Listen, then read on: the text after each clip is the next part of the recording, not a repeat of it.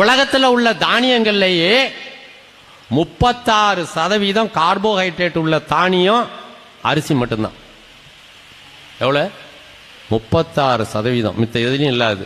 உங்களுக்கெல்லாம் தெரியும், கார்பன்னா கரி, ஹைட்ரஜன்னா திரவ எரிவாயு.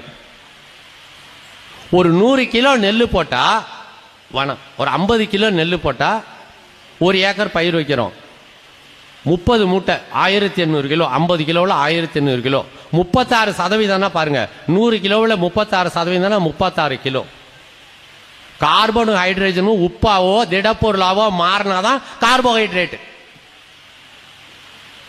அப்ப 36% கார்போஹைட்ரேட் எங்க இருந்து எடுத்தது? இது என்னங்க ஆராய்ச்சி? வளிமண்டலத்திலிருந்து, பூமியிலிருந்து கார்பனையும் ஹைட்ரஜனையும் திடப்பொருளாக மாற்றி பூமியிலே நிலைநிறுத்துகின்ற வேலையை நெல் செய்து. இதை விட சுற்றுச்சூழலை பாதுகாக்க வேற ஒண்ணுமே பண்ண முடியாது.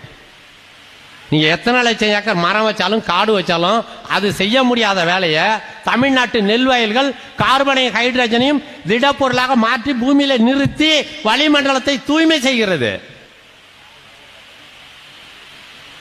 என்ன அறிவியல்? அறிவியல்னா எங்க படிக்கிறது?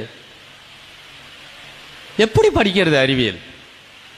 1 லட்சம் டன் இன்னைக்கு நம்ம அரிசியை உற்பத்தி பண்ணிட்டோம் 90 நாள்ல குருவை பயிரிட்டுன்னு சொன்னா 36,000 டன் ஹைட்ரஜன் கார்பனையும் திடப்பொருளை மாத்தி பூமியில வச்சுட்டோம்னு அர்த்தம். ஏங்க, தண்ணீருங்கிறது வாயுங்க, 2 வாயுக்களோட சேர்க்கை. 2 பங்கு ஹைட்ரஜன் மூலக்கூறும் 1 பங்கு ஆக்சிஜன் ஒன்று சேர்ந்தா ஹைட்ரஜன் தண்ணீர். நான் 10 லிட்டர் தண்ணியை சேர்த்துட்டேன்னு என்ன அர்த்தம்? அல்ல 20 லிட்டர் தண்ணியை சேர்த்துட்டேன்னு என்ன அர்த்தம்? 2 பங்கு ஹைட்ரஜனும் 1 பங்கு ஆக்சிஜனும் திரவ பொருளா மாற்றி நான் பூமியில வச்சுட்டேன்னு அர்த்தம். இதுக்கு மேல எங்க போய் சயின்ஸ் படிக்கணும்? இதை பிரிச்சிங்கன்னா ஹைட்ரஜனாவும் ஆக்சிஜனாவும் வாயுவா பிரிஞ்சிடும்.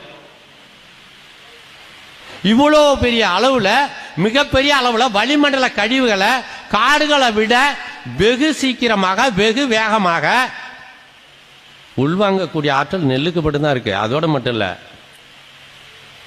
செரிக்கிறதுல அரிசியை விட உங்களுக்கு எல்லாம் தெரியும், புரோட்டா சாப்பிட்டா சீக்கிரம் செரிக்குமா, சப்பாத்தி சாப்பிட்டா செரிக்குமா, கேழ்வரகு சாப்பிட்டா செரிக்குமா, மற்ற சிறுதானியங்கள் எல்லாத்தையும் சாப்பிட்டா செரிக்குமா, அரிசி சோறு சாப்பிட்டா செரிக்குமா? சத்தியமா மனசாட்சிக்கு பொய் சொல்லாம சொல்லுங்க. யாராவது ஒருத்தராவது கையை வாச்சும் தூக்குங்க. அரிசி சாப்பிட்டா சீக்கிரம் செரிக்குங்கிறவங்க கை தூக்குங்க. கார்பனே தப்புனா எப்படிங்க உங்களுக்கு சீக்கிரமா செரிக்குது? கறி சீக்கிரமா எரியுமா? ஒரு செடி செத்து போச்சுன்னா கார்பன் தண்டு, கார்பன். உயிருள்ள செடியில தண்ணி இருக்கும். 2ல எது சீக்கிரமா பத்திக்கும்? கறி சீக்கிரமா பத்திக்கும். வயிற்றுல வெளியாகிறது எரிவாயு. சுலபமா பத்திக்கக்கூடிய இடத்துல அரிசி சோறு இருக்கு. சாப்பிட்ட உடனே நிறைவும் கிடைக்கும், செரிக்கவும் செய்யும்.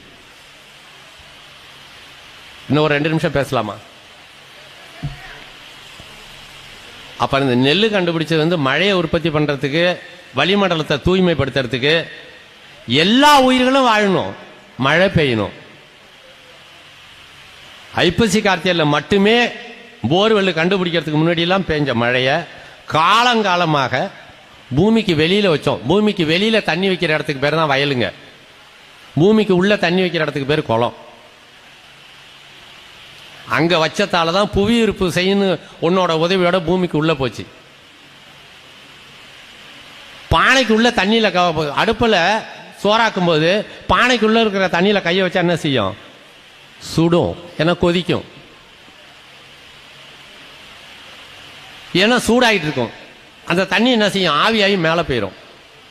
வெறும் அரிசியை வச்சு அரிச்சா காந்தி போகும். அதை பல தடவை பேசிட்டோம். தண்ணி மட்டும்தான் சூட்டை தாங்க முடியாம உடனே ஆவியாகி மேலே போகும். சூட்டை விட்டுட்டு திருப்பி குளிர்ந்த மழை நீரா பூமிக்கு வரும். நீராவி மேகக்கூட்டம் மழை. வெப்பத்தை கடத்துறதுக்காகவே பூமியில இருந்து வரப்பை உயர்த்தி தண்ணியை நிறுத்தணும். பூமி ஒரு வெப்ப கோள், குளிர்ச்சி அடைஞ்ச கோள் இல்ல. 3 பங்கு தண்ணி இருந்தாலும் இன்னைக்கும் பூமி கொதிக்குது. காரணம் என்ன தெரியுமா? பூமியிலேருந்து தண்ணியை பூரா எடுத்தது. ஏன்னே தெரியாம இன்னும் விஞ்ஞானம் தடுமாறிட்டு கிடக்கு. பூமியிலிருந்து 50-60 ஆண்டுகளா கோடான கோடி டன்னு தண்ணிய, கோடான கோடி டன்னு தண்ணி எடுத்துட்டோம். 1 டன்னு கூட சேர்க்கறது எப்படின்னு தெரியல. ஒரே ஒரு வழி வரப்ப உயர்த்தினா மட்டும்தான். பூமிக்கு வெளியிருக்கிற நீர் தூசிகளை கூட பூமி இழுத்துக்கிட்டே இருக்கும். கண்ணுக்கு தெரியாத தூசியை கூட இழுக்கும். ஏன்னா புவியீர்ப்பு விசை. நீராவி எப்பெல்லாம் குளிர்ச்சியாகி மேகமா மாறுதோ அது மேலும் குளிர்ச்சி அடையுதோ அப்பெல்லாம் பூமி இழுத்துக்கும் கீழே. அந்த தண்ணி பூமி உள்ள போகணும்னா வரப்போ உயர்த்தினா மட்டும்தான் போவோம். பூமி உள்ள போற தண்ணியால தான் பூமி உள்ள இருக்கிற வெப்பத்தை கடத்த முடியும். சோறாக்கும் போது பானையில் அரிசி வைக்கிறோம், மேல சட்டியில ஒரு சட்டியில ஒரு பாத்திரத்தை தண்ணியை வச்சு எரிச்சா இப்பவும் தண்ணி ஆவியாகும். அரிசி காந்துமா காந்தாதா? அரிசி உள்ள தண்ணி போய் வச்சு எரிச்சாதான் அரிசி காந்தி போகாம இருக்கும். இதாங்க அறிவு. பூமிக்கு வெளியில தண்ணியை வச்சிருந்தீங்கன்னா பூமி உள்ள இருக்கிற நெருப்பை கடத்த முடியாது. பூமி உள்ள தண்ணி இரண்டரை கலந்தாதான் வேறு பத்திரமா இருக்கும், செடி கொடி பத்திரமா இருக்கும், உயிர்கள் இருக்கும். பூமிக்கு கீழே ஒரு பெரிய உலகம் இருக்கு. புழு பூச்சிகள் இருந்து எல்லாம் இருக்கு. பாக்டீரியாக்கள், நன்மை செய்யும் உயிர்கள், தீமை செய்யும் உயிர்கள், எண்ணற்ற பூச்சிகள், மரங்களோட வேர்கள் எல்லாமே பூமிக்கு கீழே இருக்கு. அது பாதுகாப்பா இருக்கணுங்கிறதுக்காக பூமிக்கு உள்ள கொண்டு போற டெக்னாலஜிக்கு பேர் வரப்புங்க.